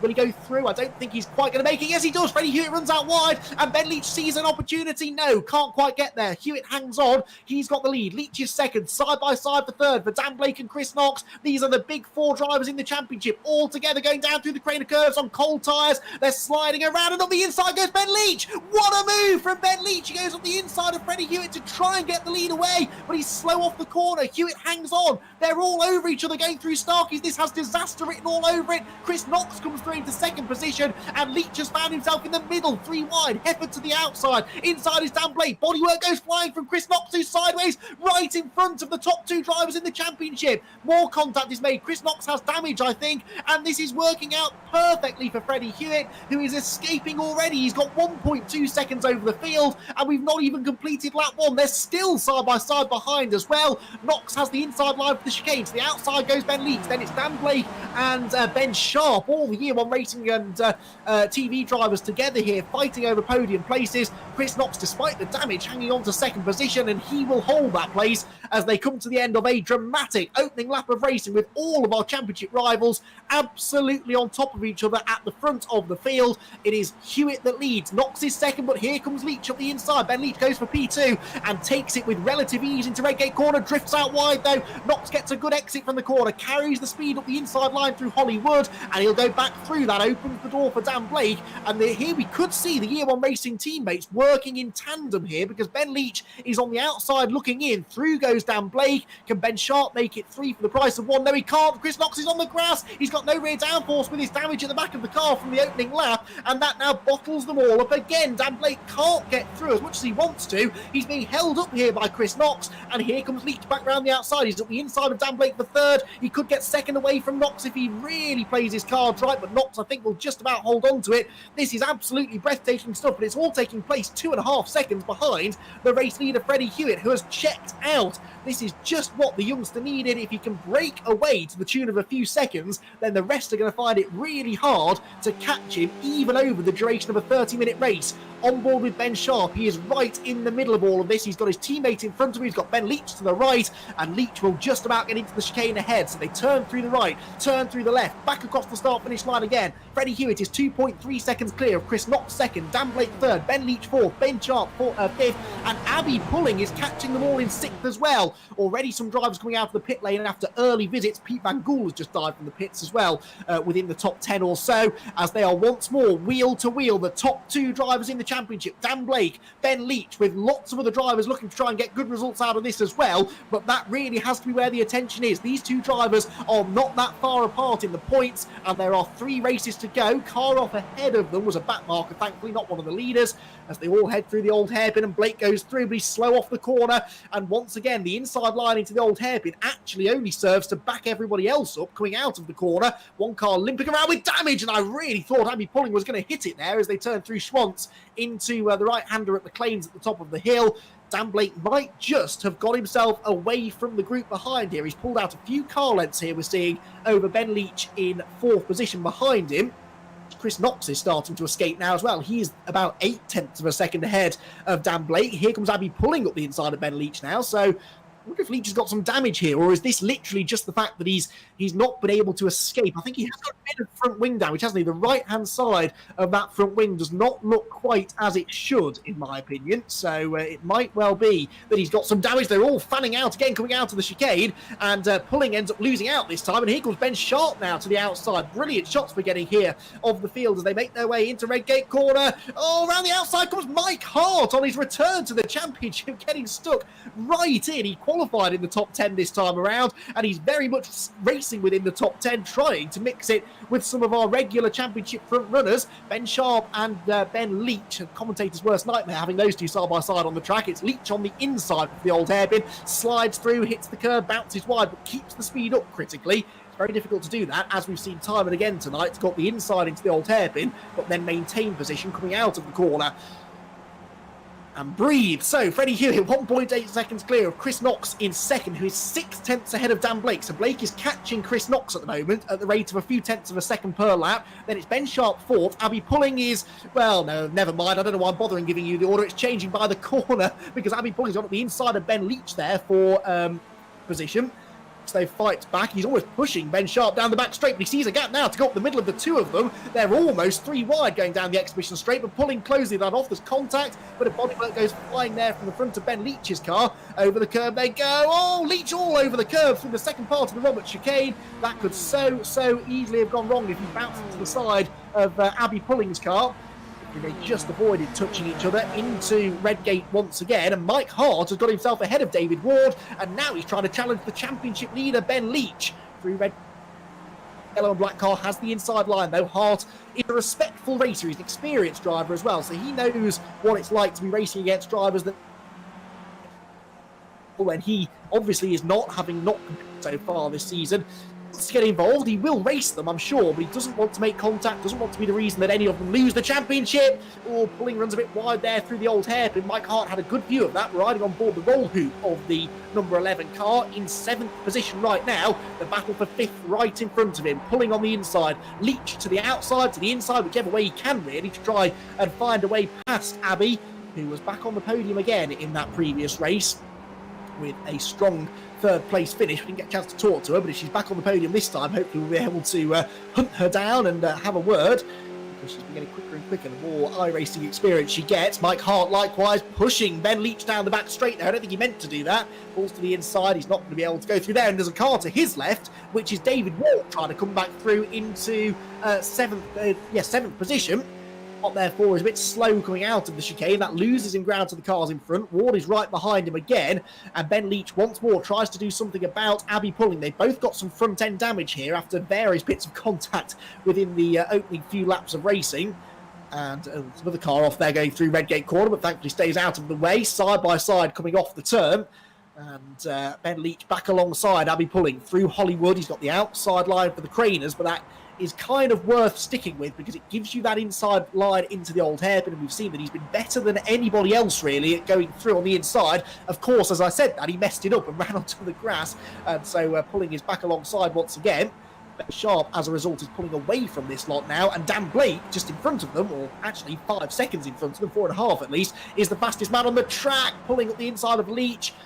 Hopefully, again, for the second or third time within a lap, they come within inches of making contact, but they don't quite hit each other. Right, at the front of the field, the third place man, Dan Blake, is catching the second place man, Chris Knox, and they're both catching the first place man, Freddie Hewitt. Change for second there, and that looked voluntary. I don't think Chris Knox wanted to fight Dan Blake. I think he saw Dan coming. Dan set the fastest lap of the race last time, a 1:18.63, which crucially is worth that bonus championship point, remember. I don't think Chris Knox really could do anything to keep him behind. Much better to wave him by, pull back in the slipstream and try and work together to catch the race leader, Freddie Hewitt, who is 2.1 seconds in front of them. So Freddie Hewitt, and he's just set the fastest lap. Yeah, so 1:18.63. Forget what I just said about Blake having the bonus point. Freddie Hewitt's gone quicker now with a 1:18.63. So Hewitt leads 2 seconds, just over 2 seconds, the advantage over Blake in second. Knox in third. Ben Sharp is 4 seconds back in fourth, with Ben Leach in fifth. Abbey pulling sixth for the time being. Probably going to change before I get to the end of this rundown of the top 10. Then David Ward, Mike Hart, and then this scrap going on between Gavin Johnson and Carl Jacquelet for 9th position. So Gavin Johnson wants to try and get that 9th place away from Carl Jacquelet. Jacquelet is having none of it though. Carl Jacquelet, who made that super strong start to the season, he was bang on the pace at Okayama at the start of the year. Hasn't really been able to continue that through the rest of the season.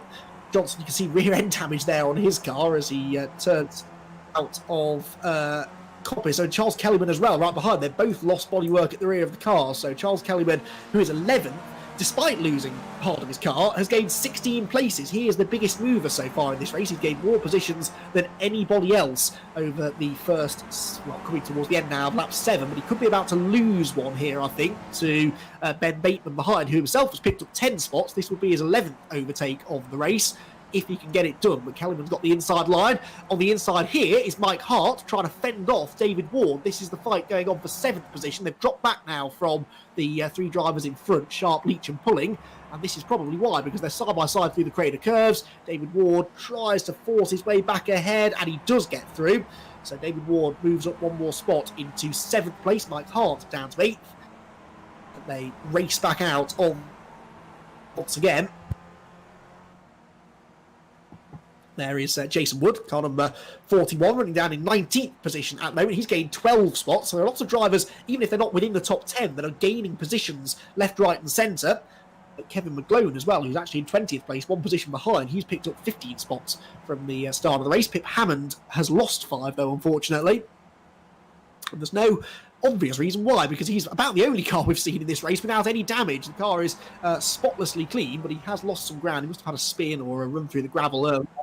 Oh, he's been in the pit lane. Yes, he has made a pit stop. So, yeah, the Pip Hammond and Alex Hall in front of him, in fact, have both made pit stops. Alex Rhodes has been into the pits too, so has Lima Bett. Ed Cooper here has not, and he's running in 15th place. He gained a few places from where he started. And the exhibition straight about to complete a lap, and Ben Best with lots of front damage. We've seen Ben near the front of the field earlier on this year. He's picked up 11 spots, but that damage is going to probably reduce his chances of picking up many more. This lap, by the way, a few different drivers have had it in this race. It was Dan Blake before, then Freddie Hewitt took it from him, then Ben Leach had it, and now Abby Pulling has taken the fastest lap. So lots of drivers within the top 10, or top 6 really, are periodically snatching that fastest lap away from each other. But these grooved tyres that they run on these Skip Barber Formula 2000 cars do keep their life in them. So as the fuel load decreases, cars should get quicker and quicker as we get into the final part of the race. And given how tight this championship battle has been so far, it could well be that the bonus point for fastest lap comes in very, very handy indeed. That could be what makes the difference as far as the championship is concerned. So Lee Mabet here comes out of Coppice Corner, and Lee is, I believe, he's a lap down from the race leaders, running in 23rd place, but he's gained 3 from where he started, which is the right way to be going, forwards rather than backwards. And there's Alex Rhodes, who again has been luckless in the early stages. He didn't qualify quite so well this time, but that means that any loss of positions in the early laps is going to have an even more negative effect, and he has lost 6 places somewhere along the line. He's been to the pit lane as well. There, Kevin McGlone in front, who has picked up those 15 places, as I mentioned before, despite having no front bodywork. So lots of walking wounded out on the track right now, but they're all running strongly. At the front of the field, Chris Knox is back into second place, incidentally. He's back ahead of Dan Blake. Didn't see where that happened, but Chris Knox is back ahead of Dan Blake, having been, we saw him sort of letting Dan through a few laps ago. This is the scrap for 4th, and Ben Sharp has been reeled back in again now by Abby Pulling and Ben Leach. Pulling is ahead of Leach now, so she's just overtaken the man who grabbed the points lead in the previous race, and Abby now setting off after Ben Sharp. Pulling not really in the championship conversation after a bit of an up and down season so far, so she's just out there looking for podiums and race wins if she can get them.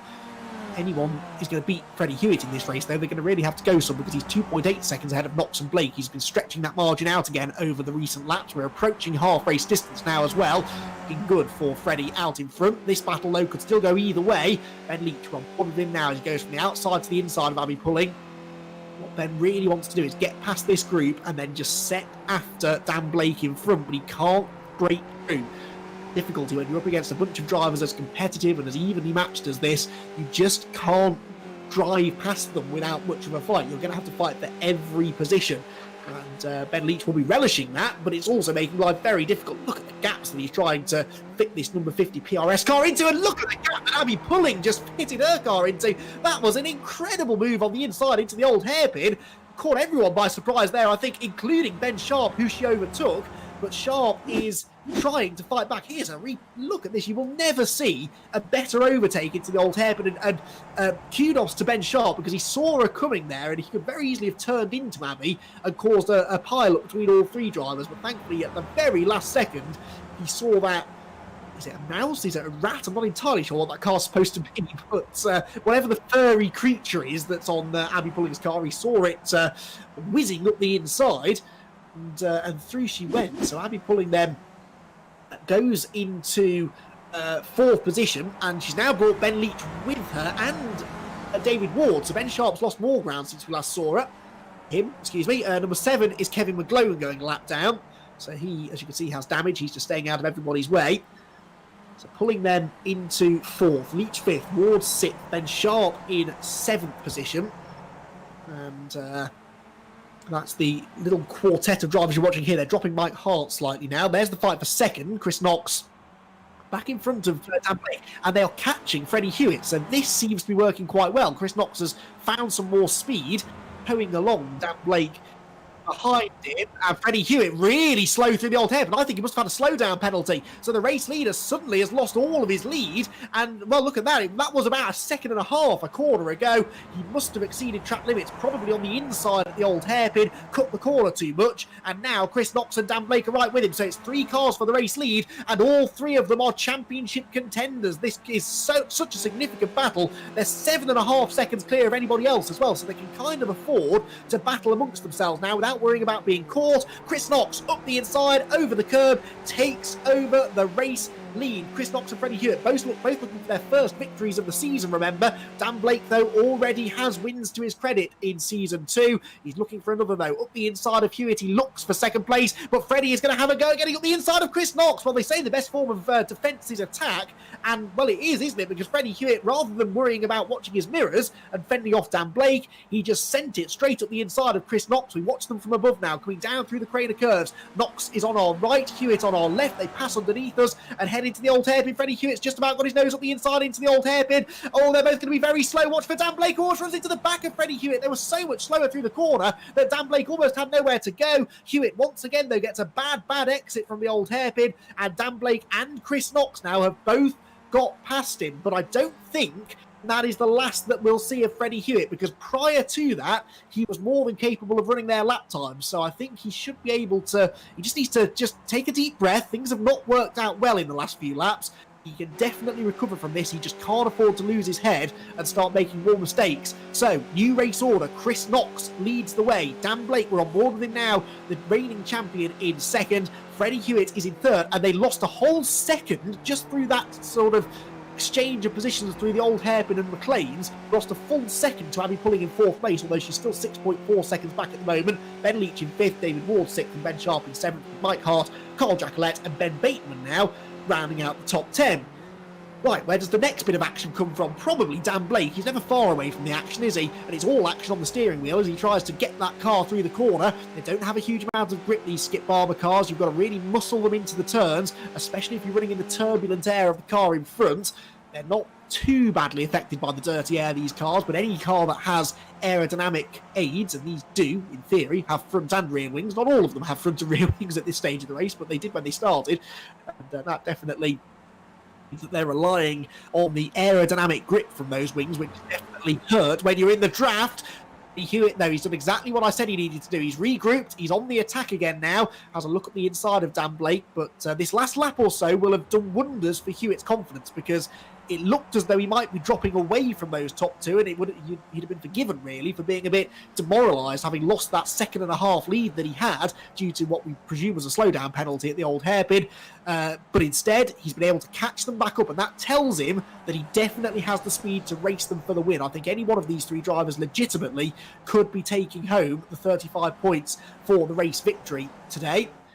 Across the line they go. Look how close they are. That's about 0.2 of a second covering the top three drivers into Redgate Corner. Hewitt goes to the outside because Knox and Blake are both trying to defend on the inside. They stack each other up, and Hewitt thinks about going right round the long way, but that was fraught with danger. And so he settles back in line. These three drivers then making their way out onto another lap, and championship-wise at the moment, it's Ben Leach, of course, who's losing out to all three of these. Dan Blake came into this race about 11 points behind Ben Leach. Well, finish anywhere in the top three, he'll start taking some points out of Ben right now. Chris Knox, of course, was also not that far back, 19 points off the championship lead. He leads the way. Hewitt was the one that really needed the result. He's on 116 points. So that is 28 points-ish, if my maths are correct, away from the championship leader. So Hewitt, the man who's third, the one that really needs to try and make the progress here if he's going to be in contention for the title going to the Charlotte Roval next week. But he's definitely in contention for the race victory tonight, because he's right underneath the rear wing of the number one car of Dan Blake as they head into that final chicane over the curbs, the chicane, the Robert chicane as it's known these days at Donington Park. And Hewitt, we're on board with him again, gets that good run in the toe. He was quicker off that chicane than Dan Blake was, pulls to the left and instantly starts benefiting from the slipstream from Chris Knox in front, but I don't think Blake's going to give it to him without a fight. No, Dan is still on the inside, inches between the wheels as they turn through the corner, and it's moments like that where you have to hold your breath, and Hewitt goes right round the outside. That was again an example of that momentum. These cars, if you can, sometimes it's quicker to go round the outside of a corner when you're side by side at least than to hold tough on the inside, because you get pinched down to the apex and you just can't get to the gas as early as you'd like to.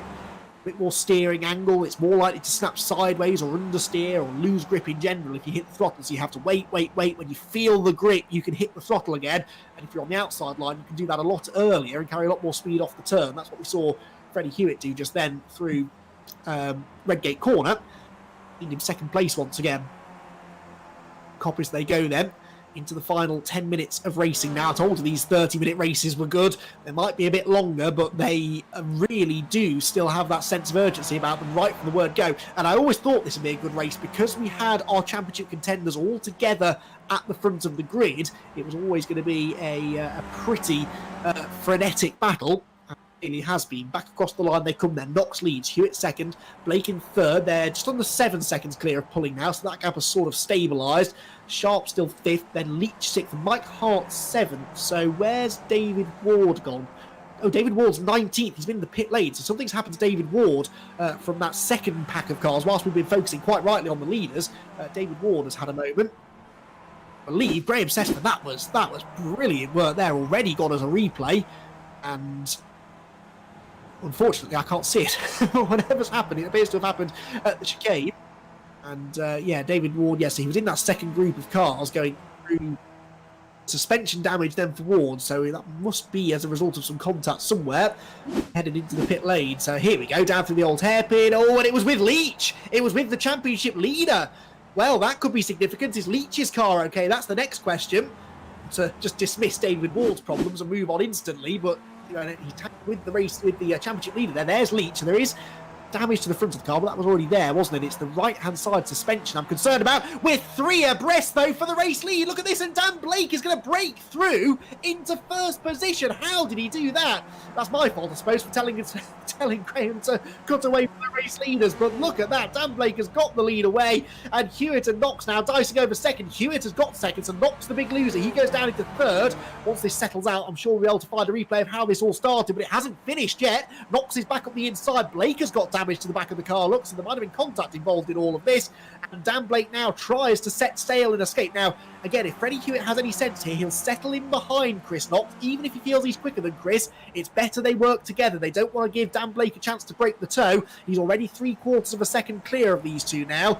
We know that Knox and Hewitt are both every bit as quick as Dan. They'll be catching just a hint of a slipstream from him as they head up through Starkey's and Schwantz curve. But for the time being, it has settled out. I'd be fascinated to know how that all started. I think we have got the replay. Go on, let's quickly go to it before it all kicks off again. Hewitt and Knox were side by side through Coppice, and again, they just lose so much momentum doing that. And look, they left the door wide open for Dan Blake to go straight up the middle of the two of them, down into the chicane. Now, he's not got any damage there, has he? I don't think on the back of the car at this point, so maybe there was some contact later. But, oh, there it is. Yeah, Knox gets into the back of him. Didn't spot that first time round as they went through the chicane. So that's maybe done some damage to the back of Blake's car, but it definitely will have done some damage to the front of Chris Knox's car. We got away with it. We missed 3 corners and none of these positions changed, but they have caught Dan Blake again. So it's once again 3 for the race lead. So I think all 3 of these drivers now have had a stint out in front and not one of them has been able to pull away. So again, goes to show how equally matched they are. Also how significant that slipstream is. Chris Knox, though, has just set the fastest lap of the race. A 1:17.96. That takes the bonus point away from whoever had it before. I think it might have been Abby Pulling that had it. So most importantly, it gives it now to one of our championship challengers. The old hairpin they go then. It's all getting very dicey. Look at how close they are again. Freddie Hewitt has got all sorts of... well, he's got the room on the outside, actually. He might be able to go around the outside of both of them here. Into McLean's corner. Will he be able to turn in? Just about finds some grip. He's all over the curb, but Dan Blake hangs on to the race lead. He's got the inside again now into Coppice corner, and Chris Knox is going to fight up the inside of Hewitt too. Brilliant racing this between all 3 of them. It's going to come down to the last lap at this rate, unless there's some contact and it just allows the race leader to pull away, whoever that might be at the time. Maybe it's Dan Blake that leads, but unless that happens, I think all 3 of these drivers are going to be together at the flag. Here comes Knox up the inside again into the chicane. He's late on the brakes. This is a really risky place to try and make a move. He's up the inside. He's gone through, and Blake will be seriously delayed as a result there. Freddie Hewitt gets the run out of the corner, and they're losing time. They're hemorrhaging time. So Abby Pulling and Ben Sharp, they are only 4.5 seconds back now. They were 7 seconds back when this battle really started to heat up. They are all over each other again. Into Redgate corner. Knox with the lead. Hewitt second. Dan Blake in third. And Abby Pulling is 4.2 seconds back. She's 2 seconds a lap quicker than the race leaders, Abby Pulling. If they don't sort this out anytime soon, then these 2 drivers, Abby Pulling and Ben Sharp, are going to make it a 5-way shootout for the race victory. I hope it happens, because A three-way fight between championship leaders, that's just not exciting enough. Why not throw an extra 2 drivers into the mix just for fun? It's the last thing that these 3 drivers want, though, because those 2, Pulling and Sharp, are not in championship contention. They have nothing to lose.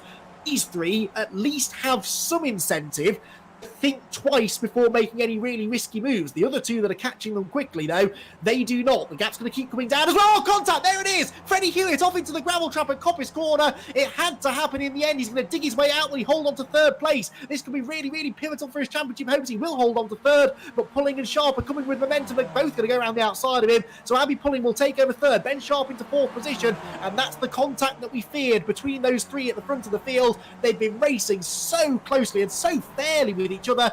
It wasn't intentional. Pulling's off the road as well now, so that's going to further back everybody up. And Freddie Hewitt making contact with Ben Sharp is not happy. Freddie Hewitt, you can see the red mist from here, and he's the other end of the pit straight from our camera angle, but he is not happy at all. He's bullied his way back through into 3rd position.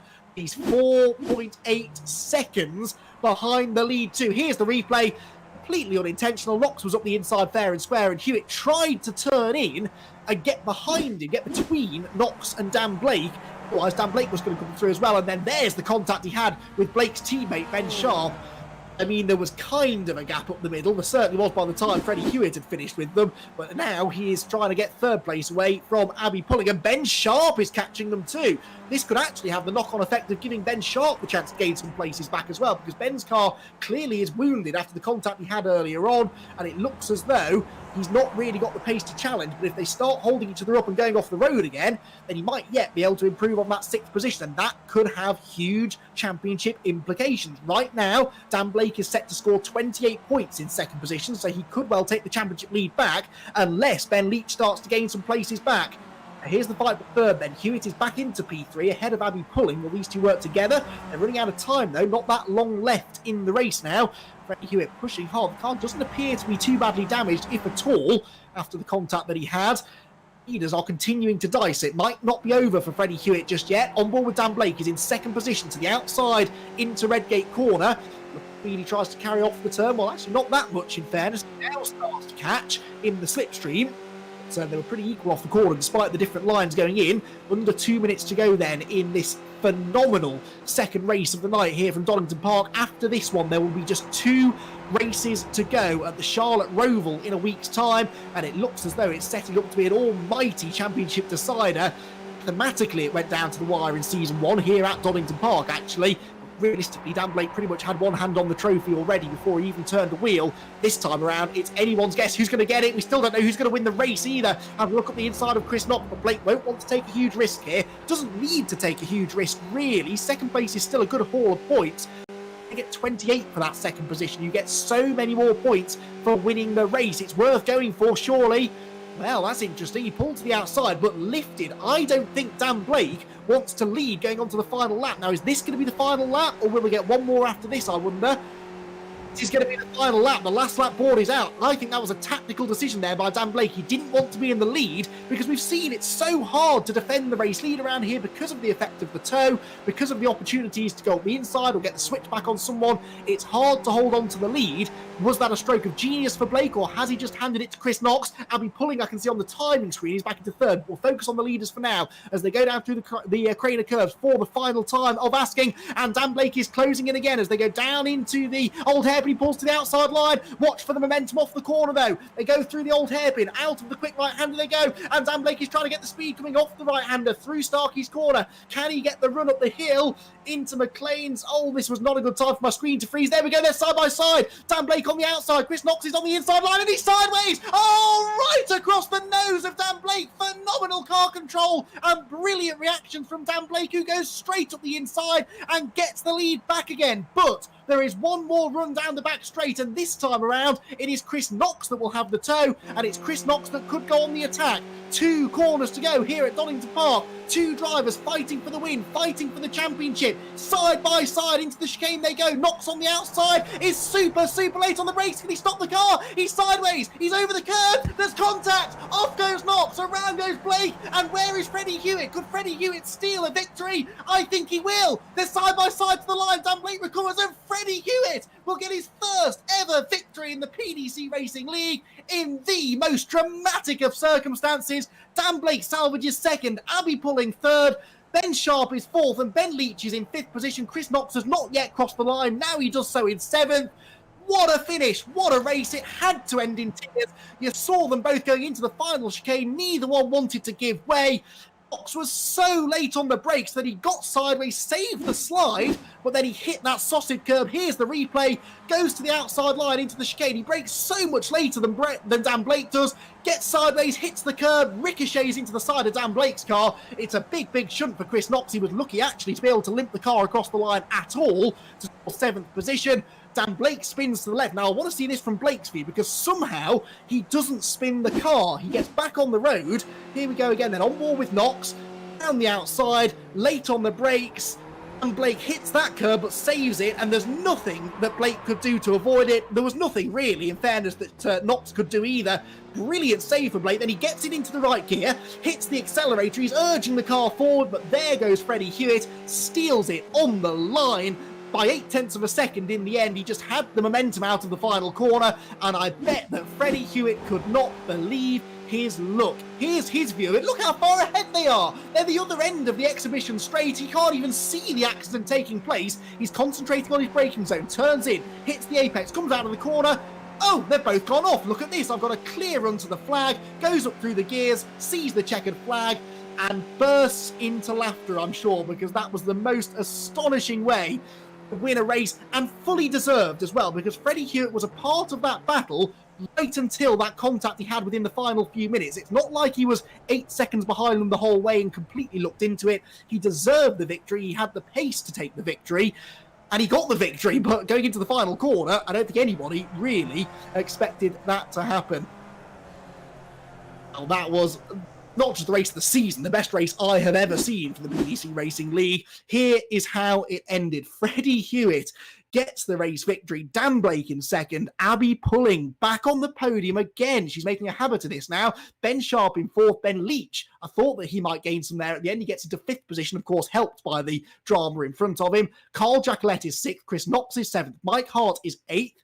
Gavin Johnson, ninth, and Ben Bateman will round out the top 10. Then Charles Kellyman, 11th, Ed Cooper, 12th, Ben Best is 13th, Ian Court, 14th, and Pip Hammond in 15th place. Alex Hall is 16th, then David Ward, Roger Morton, Alex Rhodes, Jason Wood rounding out the top 20.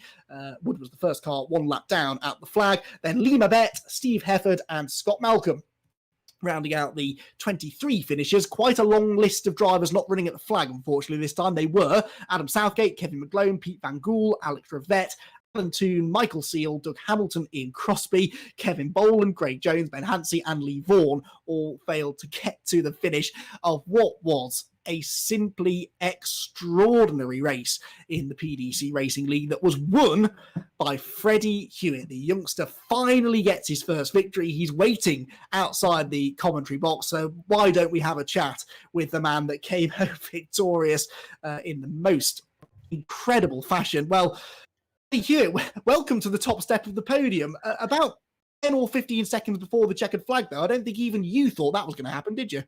I was trying to settle for a third position there, but yeah, I'll take the win. You sound a lot calmer than I do, I'll tell you that. But that, I mean, we were part of that battle all the way through, weren't you? I was saying just now, not like you completely looked into that. You were running with those two all race long.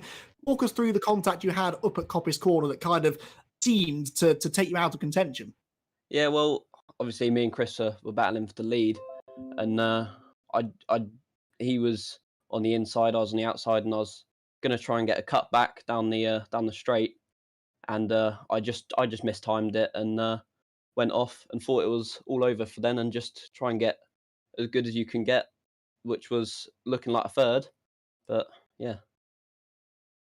Again, far calmer than I think you should be, really. That was an incredible victory. How good does it feel to finally get that first win as well? Because you've been knocking on the door all season long. You arrived at Okayama at the first round with pace, and it not been for a bit of bad luck, you probably could have already got this first victory. So it must be really nice to finally get onto that top step. Yeah, it's been good. Obviously, we've been there or thereabouts, but obviously getting the pole, it's my first pole as well on the in the series. So that was a good thing. And then obviously a win. I was not expecting that. Even from pole, I was expecting to sort of be mugged off a little bit, but yeah, just shocked at the moment. You and me both, and I think everyone Yeah. watching from home as well, pretty shocked. That was phenomenal stuff. Well done. It really is great to see you on that top step of the podium, and Thank you. reckon you're going to be in championship contention, at least mathematically, going to the Roval. So good luck for that. Yeah, thank you. Cheers, everyone. Hewitt then with the race victory. Now second place went to Dan Blake. I'm half looking forward to this. I'm half dreading it because I don't know what kind of mood Dan Blake's going to be in, but let's pull him in anyway for a chat. Dan Blake, reigning champion, and and if anyone thought at the start of season 2 that you were going to walk away with it and have it all your own way, they were very much mistaken. It's proving to be pretty difficult just to win a race, isn't it? Yeah, it's good though. I like this level of competition. It thrives you to try and sort of push harder, push faster, take more risks. It's been a good season. We've had some good races and some bad races, but I think compared to last season, it's sort of been a bit more. It's been a bit more enjoyable because there's been sort of people like Chris and Freddie, and there's some new drivers as well are coming in. Also, Ben Leach always quick. It's really, really tight at the front. It's qualifying top 4 or 5 winning, then a 10th and a half. So it's good racing. Brilliant racing, and that was probably the best race of the season so far. And you were well and truly a part of it. You and Chris seemed to be working quite well together throughout the middle part of the race to sort of catch the race leader, Freddie. Then I think he had a slowdown maybe at the old hairpin. And from that point onwards, the trading positions by the corner, even though you're obviously under all this championship pressure and all of you are fighting for the championship together, sure, I know you well enough now to know that you still enjoyed that battle, didn't you? Exactly, it was great fun. Sort of me and Chris were working together. Sort of he went chase for a little bit. I chased. I found I wasn't as quick as Chris was at chasing, so Chris went in front and chased. And then sort of once it got to those final couple of laps, I probably could have made him move a bit earlier, but I just thought I need just to work together. And then on the final laps, all bets are off, and it was an intense battle. Now, a bit of a good news, bad news situation for you. The good news is that you did take some points out of Ben Leach in that race.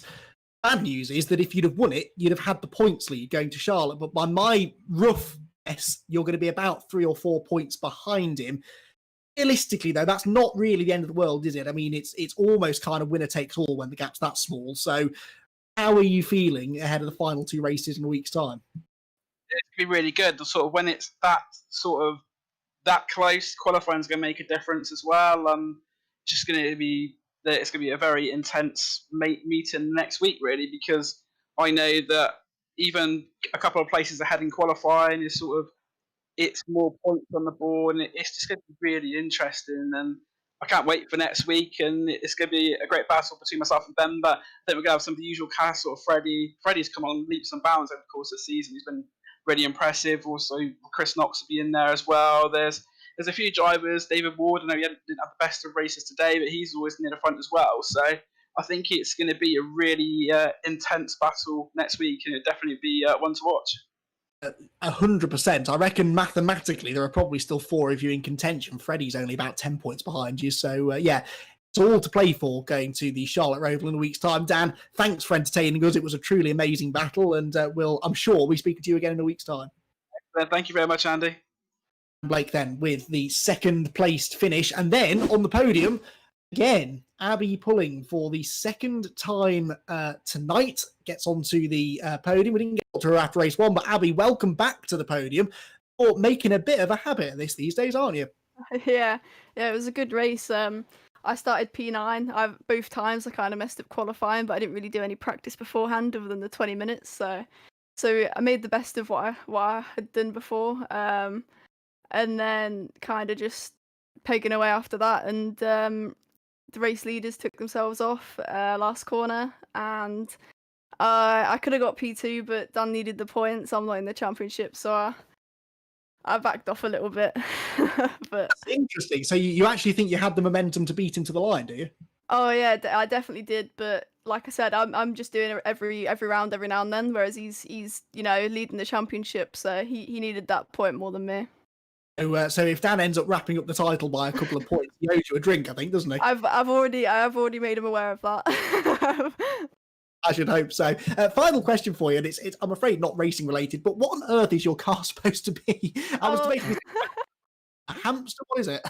It's actually a rat car. The iconic rat car. People on my stream seem to love it. So, Where the did flying. idea Go for that?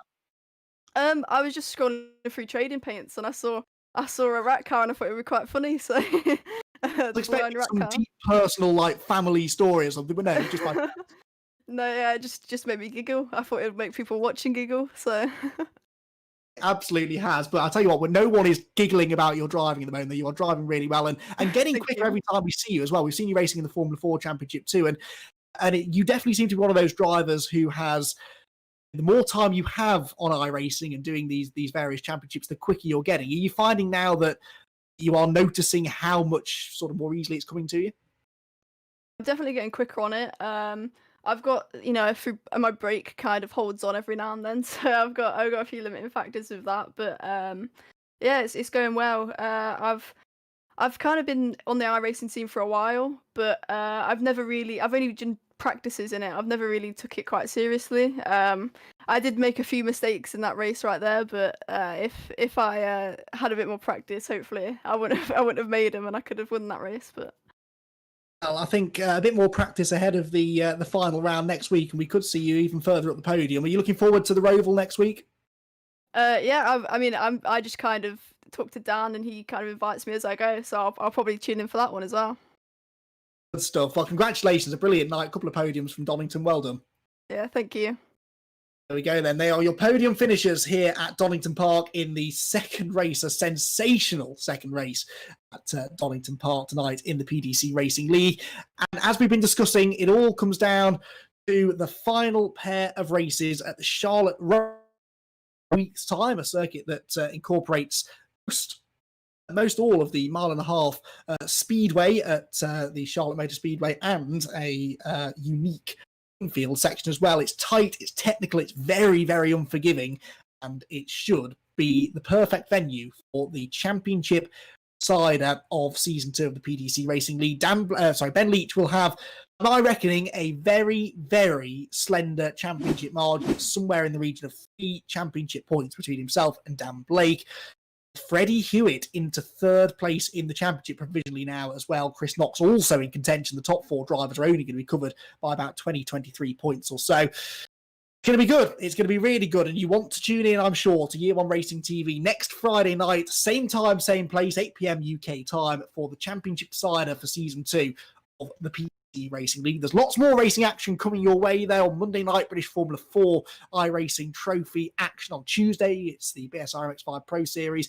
On Wednesday, the Powermax Racing E-Series. Head over to the Yearone Racing TV social media pages for all of the information on their upcoming broadcast. Pretty much every day of the week, they've got some sort of esports action to bring you. Not always racing related either. They've been covering some virtual cricket competition in recent weeks. That's been thoroughly entertaining as well. So head over to Yearone Racing TV, give them a like and a follow on the socials, and up to date with all of the action coming your way. And likewise, head over to the PDC Racing League page as well for all of the updates on this wonderful championship. I'm sure they'll have the official points, by which I mean they'll have checked that my maths is even remotely correct before they post anything on there, and that will tell you all you need to know to set us up for the championship decider a week's time. Thank you everyone for joining us tonight. I hope you've enjoyed it. I think you almost certainly have. Done some truly epic racing, particularly in that feature race, the second race of the night. Thanks to Gavin and Pip as well, and everyone who has helped put the PDC Racing League together. Thanks to Graham